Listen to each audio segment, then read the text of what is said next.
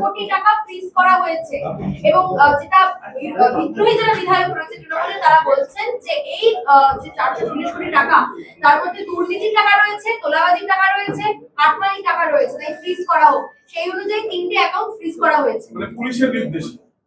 দেখুন, তৃণমূল কংগ্রেসের বিরুদ্ধে আজকে তৃণমূল কংগ্রেসেরই একটা অংশ বলছে যে তৃণমূল কংগ্রেসের দলের নামে যে টাকা আছে বা দলের অ্যাকাউন্টে নামে যে অ্যাকাউন্ট, সেই অ্যাকাউন্টে যে টাকা আছে সেই টাকা তোলাবাজির টাকা, সেই টাকা দুর্নীতির টাকা। অতএব তার যে তদন্ত, সেই তদন্ত তো হওয়া উচিত। যখন দলের ভেতর থেকেই অভিযোগ উঠছে, দলের ভেতর থেকে যখন অভিযোগ উঠছে যে সেখানে দুর্নীতির টাকা এসেছে, তো অস্বীকার করার জায়গা নেই। তৃণমূল কংগ্রেসের সম্পর্কে সবাই জানে যে তৃণমূল কংগ্রেস মানেই চোর। তো চোরের টাকা, আমি তো শুনেছিলাম সেখান থেকেও নাকি টাকা 9-6 হয়েছে তৃণমূল কংগ্রেসের অ্যাকাউন্ট থেকে। কিন্তু চোরের উপর বাটপাড়ি বলতে হয়, মানে তৃণমূল কংগ্রেস চোর, তার মধ্যে আবার বাটপার আছে তারও ওপরে, তারা আবার চোরের উপর বাটপাড়ি করে দিয়েছে। শহীজাল কাণ্ডে আজকে শোভনদেব চট্টোপাধ্যায়ের বাড়িতে সিআইডি গেছে। দেখুন, যেহেতু সিআইডি শহীজাল কাণ্ডের তদন্ত করছে, তো সেই শহীজাল কাণ্ডে যাদের যাদের নাম এসেছে, যাদের বিরুদ্ধে অভিযোগ, কারণ শোভন বাবুকেই মমতাপন্থী যে তৃণমূল কংগ্রেসের গুট, সেই গোষ্ঠী, তারা তাকে বিরোধী দলনেতা করেছিলেন, তার সপক্ষেই সই পড়েছিল এবং বলা হচ্ছে বা দাবি করা হচ্ছে সেই সইটা জাল সই। স্বাভাবিকভাবে সিআইডি তদন্তের আওতায় তাকে তো আনবেই, কারণ তার নামেই সইটা হয়েছিল, তার পক্ষে সইটা হয়েছে, তো তাকে তো জিজ্ঞেস করবে। তো খারাপ লাগছে। বাংলায় একটা কথা আছে, শোভনবাবু খুব সিনিয়র লিডার এবং বাংলার রাজনীতিতে একজন সবাই যাদেরকে শ্রদ্ধা করে এরকম একজন ব্যক্তি। তো বাংলায় একটা কথা আছে, বলে না, সৎসঙ্গে স্বর্গবাস, অসৎ সঙ্গে নরকবাস। এখন তৃণমূল সঙ্গে হাজতবাসও হয় আর কি। তো এর আগে আমরা দেখেছি সৎসঙ্গে স্বর্গবাস, এখন এটা পরিবর্তন হয়ে গেছে, সৎসঙ্গে স্বর্গবাস, তৃণমূল সঙ্গে হাজতবাস। তো এখন ওনার মতো একজন বরিষ্ঠ নেতাকে এই ধরনের পুলিশি বা সিআইডির জেরায় পড়তে হচ্ছে, এটা বাংলার রাজনীতির পক্ষে সুখকর দৃশ্য নয়। আমারও ভালো লাগছে না, কিন্তু ওই ওই আপ্তবাক্যই সত্য হচ্ছে।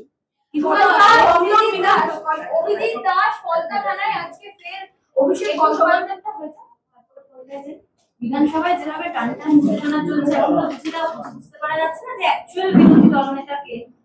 ঋতব্রত বন্দ্যোপাধ্যায়, তার ঘরেও গতকাল রাত পর্যন্ত একটা হাই ভোল্টেজ যাওয়া চলেছে।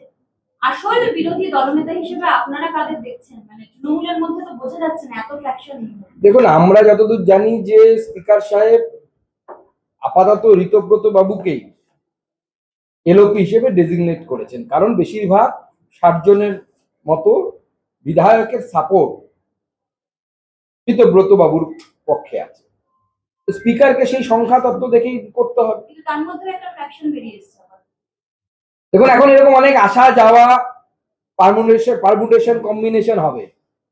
শেষে গিয়ে তৃণমূল কংগ্রেসটা কি দাঁড়াবে, পার্টিটা থাকবে নাকি উঠে যাবে, এ নিয়ে কিন্তু বাংলার সবাই অধীর আগ্রহে অপেক্ষা করছে, আমরাও অধীর আগ্রহে অপেক্ষা করছি।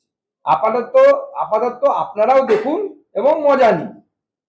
কমেডি চলছে, কমেডি শো চলছে, দেখতে থাকুন। কিন্তু এই দলের অ্যাকাউন্ট ফ্রিজ নিয়েও একটা বিতর্ক তৈরি হয়েছে। অরূপ বিশ্বাস, যিনি নিজে মেসি কাণ্ডে জর্জরিত, তিনি অ্যাকাউন্ট ফ্রিজ করার চিঠি দিয়েছিলেন। অ্যাকাউন্ট তুমি তার তৃণমূলের, সেই টানাপোড়েন চলছে। পাশাপাশি নতুন এই যে বিভিন্ন রকম ফ্যাকশন, বিভিন্ন জিনিস, আলটিমেটলি কি বিরোধী শূন্য এই অ্যাডভান্টেজটা আপনারা পাচ্ছেন বা আপনারা সেটাকে এনজয় করছেন? দেখুন, প্রথম কথা হচ্ছে জনতায় এই রাজ্যে আপাতত বিরোধী শূন্য করে দিয়েছে, কারণ জনতা যে ভার্ডিক্ট দিয়েছে, বিজেপিকে 207 পরে একটা বাড়লো 208, এই যে সিটের যে রায় দিয়েছে না, এটাকে এত বড় একটা ম্যান্ডেট, এই ম্যান্ডেট বলছে যে তৃণমূল কংগ্রেসকে যে বিরোধী হিসেবে তোমরা আপাতত কিছুদিন মুখ্যমন্ত্রীর সাথে দেখা করুন, ঘুরে বেড়ান। আমি যেমন শুনতে পাচ্ছি বহু তৃণমূল নেতা যারা হেরে গেছেন, এবার কেউ কেউ পাহাড়ে গিয়ে ঘুরে বেড়াচ্ছেন এবং সেখানে গিয়ে দুঃখ ভোলার জন্য খাওয়া দাওয়া করছেন। কি খাওয়া দাওয়া করছেন সেটা আপনারা বের করবেন। তো এরকম অনেকেই অনেক কিছু করছেন, অসুবিধা নেই তাতে। আপাতত তারা এইটা করুন, পরে জনতার দরবারে আবার আসবেন, জনতার দরবারে গিয়ে জনতার কাছে ক্ষমা চাইবেন। কালকে তো এয়ারপোর্টে ধস্তাধস্তি কাণ্ড কাণ্ড হয়ে গেল, আমিও এয়ারপোর্টেই ছিলাম সেই সময় প্রায়। তো আমরা এটা দেখলাম যে কি অবস্থা হয়েছে, জনতার আক্রোশ কোন জায়গায় পৌঁছে গেছে। এখানেই প্রশ্ন ছিল যে এয়ারপোর্টের এই ঘটনার পরিপ্রেক্ষিতে আজকে অভিষেক বন্দ্যোপাধ্যায় একটি ভিডিও পোস্ট করে তিনি তার নিজের যে নিরাপত্তা নিয়ে তিনি আশঙ্কা প্রকাশ করে তিনি কিন্তু অনেক বক্তব্য সেখানে বলেছেন এবং তার উপরে হামলা করা হয়েছে এবং প্রাণনাশ হতে পারে এরকমও আশঙ্কা প্রকাশ করে যে বন্ধু ঘরে দেখা গেল সেই ছবিটা উনি পোস্ট করেছেন। দেখুন, প্রথম কথা হচ্ছে আমি যতদূর জানতে পেরেছি কালকে, কারণ অভিষেক বন্দ্যোপাধ্যায় বেরিয়ে যাওয়ার পর কিছুক্ষণ পর আমি এয়ারপোর্টে পৌঁছেছি এবং বেরিয়েছি আর কি, মানে এয়ারপোর্ট থেকে বেরিয়েছি কিছুক্ষণ পরে। আমি যা শুনতে পেলাম যে তৃণমূলের কিছু লোকজন তারা একজন ব্যক্তিকে খুব পিটিয়েছে, সে অসুস্থ হয়ে পড়েছিল। কিছু মানুষ এসেছিল, তারা বিজেপি করে কিনা আমার জানা নেই, আমি তাদেরকে চিনি না, এবং তারা অভিযোগ অ্যালেজ যে তারা নাকি ডিম নিয়ে এসেছিল অভিষেক বন্দ্যোপাধ্যায়কে ডিম ছুঁড়ে মারে।